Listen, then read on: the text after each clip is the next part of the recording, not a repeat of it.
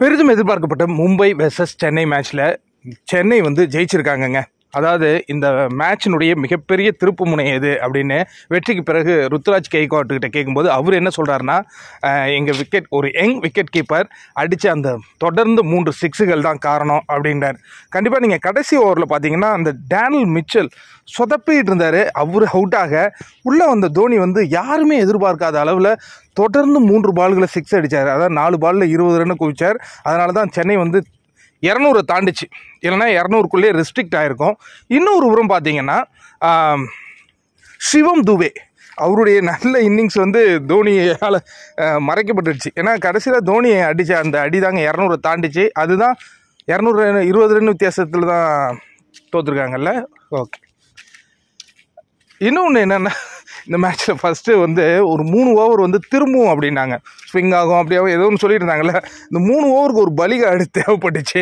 அதுக்கு அஜிங்கே ரஹானை கூப்பிட்டு, ருத்துராஜ் எப்பா நீ போப்பா ஒன்று நம்மளை ஏதோ ஓப்பனிங் ப்ரமோட் பண்ணிட்டாங்கன்னு ஜாலியாக வந்தார். அந்த 3 ஓவர் பலியாடு தான் அது வந்துச்சு. கரெக்டாக பலியாடு ஆகிட்டு கிளம்பி போயிட்டாப்புல. அதுக்கப்புறம் ருத்துராஜ் கெய்க்வாட் ரொம்ப அற்புதமான ஒரு இன்னிங்ஸுங்க, அதை பாராட்டி தான் ஆகணும். சிவம் துபே அவர் தான் அடித்து ஆடினார். இன்னொரு முக்கியமான விஷயம் இங்கே என்ன பார்க்குறோம் அப்படின்னா, இதை ரிப்ளே பண்ணும்போது வழக்கம் போல் மும்பை வந்து ரோஹித் சர்மா, இஷான் கிஷன் நல்லாவே தான் தொடக்கம் கொடுத்தாங்க. ஆனால் பத்திர் ஆனாங்க. அவர் தான் real turning point of the மேட்ச்னு சொல்லலாம். ஏன்னா வரும்பொழுதெல்லாம் விக்கெட், 4 விக்கெட் இந்த மேட்ச்சில் எடுத்திருக்காருனாலும், அதாவது அந்த ரெமாரியோ ஷெஃபர்டை போல்ட் ஆக்கின விதமாக இருக்கட்டும், சூரியகுமார் யாதவ் அது 6ங்கிற மாதிரி இருந்தது. அதை அந்த ஃபிஸ்ஸு வந்து சூப்பராக அதை பிடிச்சாரு. அதாங்க இதுமாரி நல்ல நல்ல விஷயங்கள்லாம் நடக்கும்போது அந்த அணி வந்து வெற்றி பெறும் அப்படின்னு சொல்லுவாங்க.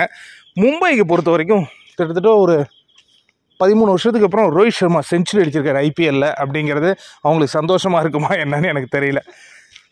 சந்தோஷமாக தான் இருக்கும் அந்த ரசிகர்களுக்கு.